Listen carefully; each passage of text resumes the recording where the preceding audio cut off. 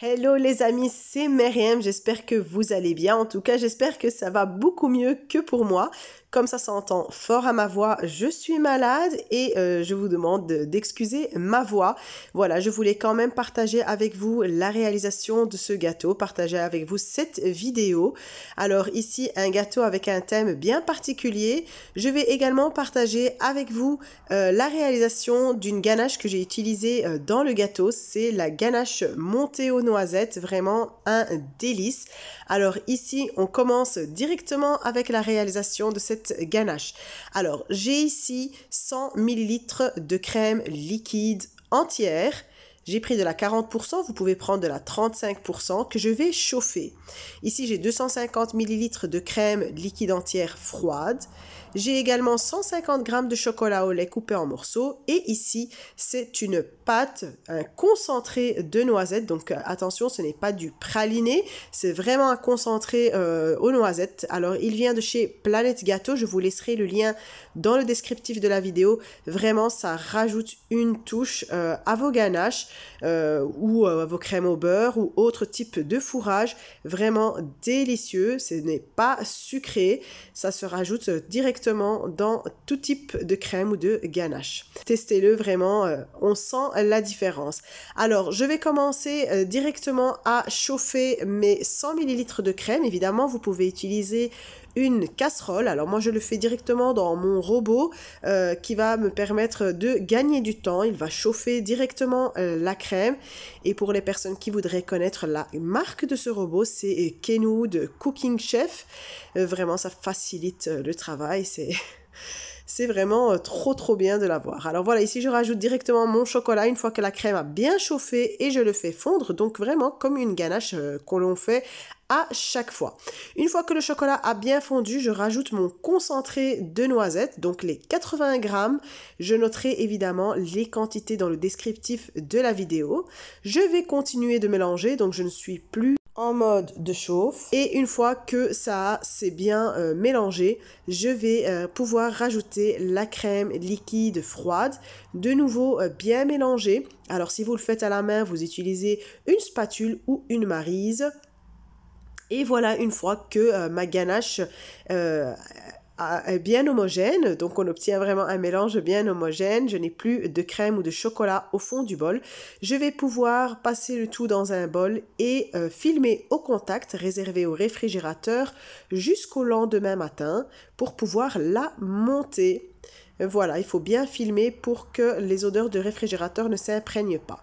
Alors ici, c'est le lendemain, le jour J, le jour du fourrage. Ici, j'ai ma ganache classique de couverture au chocolat au lait. Je vous laisserai le lien dans le descriptif de la vidéo. Et entre-temps, dans la deuxième poche à douille que vous voyez, j'ai monté ma ganache aux noisettes. Donc, c'est celle qu'on a réalisée juste avant. Donc, je l'ai juste montée. Et je l'ai mise en poche. Voilà, ici, pour le sirop, c'est juste du lait chocolaté. Et je vais imbiber généreusement ma génoise. Je laisserai également la vidéo, le lien de la vidéo de la génoise dans le descriptif de la vidéo. Voilà, ce sont des recettes que l'on a déjà réalisées. Je laisserai tout ça dans le descriptif. Voilà, je continue de monter les couches de génoise en mettant généreusement de la ganache. Donc je fais bien mon boudin de ganache classique tout autour pour que ça forme une barrière. Voilà, mon gâteau ici, c'est un moule de 15 cm de diamètre et il fait 10 cm de haut.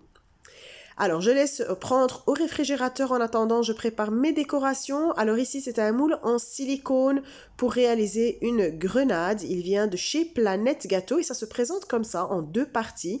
Et comme vous voyez, on emboîte les deux parties et on serre très fort pour faire ressortir la grenade. Alors, je vous montre maintenant directement avec la pâte à sucre. Voilà, j'ai pris de la pâte à sucre juste de couleur ivoire, peu importe la couleur, car je vais quand même peindre en doré. Et j'ai mis très peu de maïzena, de fécule de maïs, pour éviter que ça ne colle, mais ça se démoule vraiment très facilement, même sans la maïzena. Voilà, j'enfonce bien la pâte à sucre avec les doigts pour vraiment bien reprendre toutes les empreintes du moule. Vraiment, ce moule est top, ça fait gagner du temps et il est très pratique. Voilà, une fois que j'ai bien rempli les deux empreintes, je vais coller les deux moules entre eux, les deux parties, et bien serrer avec la main. Je vais rajouter, s'il faut, de la pâte à sucre par l'orifice du haut. Et je vais bien enfoncer tout ça vraiment pour avoir une belle grenade qui soit vraiment avec un beau format. Voilà, une fois que j'ai bien appuyé, je retire et vous voyez, comme par magie, les deux parties se sont collées l'une à l'autre. Voilà, j'ai ma grenade, je vais laisser sécher de côté. Alors, dans la pâte à sucre, j'ai rajouté de la poudre Tylose, évidemment, pour que ça durcisse plus rapidement. Alors ici, un deuxième moule en silicone qui vient également de chez Planète Gâteau. On a des petites armes de guerre.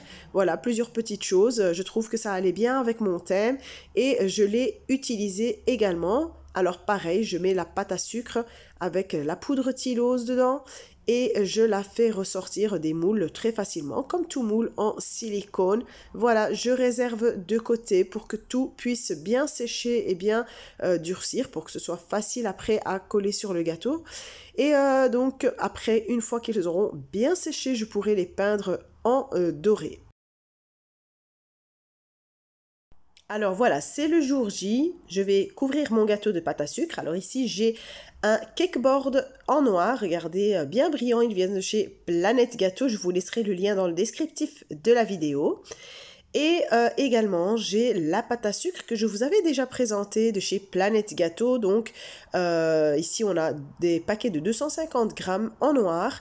Le rouleau, je vous l'avais également présenté, un bon grand rouleau de 50 cm. Je vous laisserai les liens de tout ça dans le descriptif de la vidéo. Alors, mon gâteau a été lissé, évidemment, la veille pour que la ganache durcisse bien, pour que je puisse le recouvrir correctement avec la pâte à sucre. Et voilà, je vous montre ici que je récupère mon gâteau, je le dépose sur le cakeboard, je nettoie tout autour et voici la pâte à sucre. Vous voyez, elle est déjà malléable quand on la sort du paquet, donc ce n'est pas une pâte à sucre difficile à travailler, très élastique et vraiment on obtient de bons résultats. Regardez, elle s'étire vraiment très bien. Alors je vais commencer à l'étaler et je vais couvrir directement juste le haut du gâteau. Donc comme vous voyez, j'ai déjà disposé mon gâteau sur le cakeboard, donc on va faire une couverture directement sur le cakeboard. Alors voilà, je dispose donc un morceau de pâte à sucre où j'ai vu que le diamètre dépassait les 15 cm pour bien recouvrir tout le haut de mon gâteau. Je lisse avec ma spatule à lisser et je retire l'excédent de pâte à sucre pour avoir des angles qui soient bien fins et qu'il n'y ait pas de bourrelet. Alors ici vous voyez les petites bulles d'air, il suffit simplement de les piquer avec une aiguille et on relisse bien pour ressortir toute l'air qu'il peut y avoir sous la pâte à sucre. Alors maintenant je vais faire le contour, j'ai déjà étalé ma pâte à sucre, regardez elle est très souple, elle ne se déchire pas, c'est vraiment pour vous montrer que ici avec une pâte à sucre de prix vraiment qui n'est pas cher du tout, un prix très intéressant, on peut avoir une très belle pâte à sucre de bonne qualité. Voilà, je vais prendre les mesures du tour et de la hauteur de mon gâteau. Je vais couper donc la taille qu'il me faut. Et ici, sur le haut, je vais juste faire des petites vagues, des petits zigzags avec ma roulette. Vraiment pour faire des formes aléatoires, quelque chose qui aille dans tous les sens. J'ai mis un peu de fécule de maïs pour que ça ne colle pas et je tourne autour de mon rouleau. Voilà, je vais disposer sur mon gâteau. Alors si la pâte à sucre ne colle pas directement à votre gâteau, vous pouvez mettre un peu de Crisco tout autour de votre gâteau pour permettre à la pâte à sucre de bien adhérer. Je retire l'excédent et voilà, je vais bien joindre les deux bouts et bien lisser. Si on donne le temps de bien lisser, on ne voit plus la petite ligne de séparation.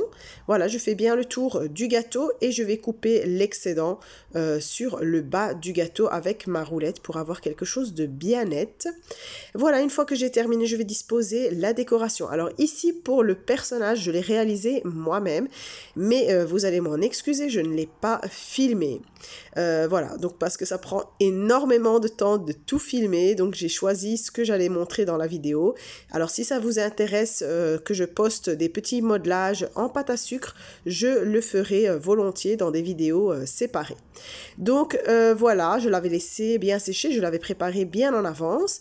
Et ici, ce sont des billets de dollars imprimés sur des feuilles en sucre que j'ai collées sur de la pâte à sucre, donc c'est comestible. Et je vais disposer le tout sur mon gâteau. Vous voyez ici la décoration que j'avais réalisée. Donc j'ai rajouté quelques petits éléments avec des moules en silicone, comme ici les marques de voitures, pour rajouter encore une touche supplémentaire. J'ai tout peint en doré et je dispose tout autour du gâteau. Alors pour la poudre dorée, on me pose à chaque fois la question et je réponds à chaque fois, mais ça revient. Donc je la dilue, soit vous la diluez dans de l'huile pour vraiment un résultat très très brillant, magnifique, mais attention avec l'huile, ça ne sèche pas. Ou sinon vous pouvez utiliser de l'extrait de vanille ou encore de l'arôme d'amande, ça marche très bien, mais voilà, il y a l'odeur de l'amande qui reste. Également du réjuvénateur. Donc voilà, les choses avec lesquelles on peut mélanger la poudre dorée, en tout cas ce que moi j'utilise. Je ne sais pas s'il y a encore d'autres choses qui marchent. Alors voilà, ici comme vous voyez, j'ai fait le contour avec ma peinture dorée, une fois que j'ai tout disposé. Et je vais disposer mes lettres, donc l'inscription Big Boss. Alors voilà, quand on veut mettre une inscription, on commence par la fin du mot pour avoir plus facile après pour la disposition, pour que tout soit bien droit. Et je vais également peindre en doré les lettres. Je vais également mettre une inscription sur le cakeboard, sur le pied du gâteau, que je vais également peindre en doré. Et voilà, ici pour la petite touche finale du gâteau, je vais reprendre mon pinceau avec la peinture dorée et je vais commencer à éclabousser, à en mettre partout. Voilà, ça donne une petite touche en plus que je trouve très très sympa. Dites-moi ce que vous en pensez en commentaire. En tout cas, voilà, j'espère que ce gâteau vous plaît autant que les autres que je vous ai déjà postés, que vous avez pu prendre quelques idées par-ci, par-là. Et encore une fois, désolée pour le timbre de ma voix, mais voilà. Je ne voulais pas m'absenter trop longtemps et je tenais absolument à partager avec vous cette réalisation. En tout cas, si vous avez aimé, n'oubliez pas le petit pouce, les commentaires qui me font toujours plaisir, le partage sur vos réseaux sociaux. N'hésitez pas à en partager un maximum. Et si vous n'êtes pas encore abonné à ma chaîne, n'oubliez pas de cliquer sur la petite cloche et je vous dis à très très vite pour une nouvelle vidéo. Prenez soin de vous. Bye bye.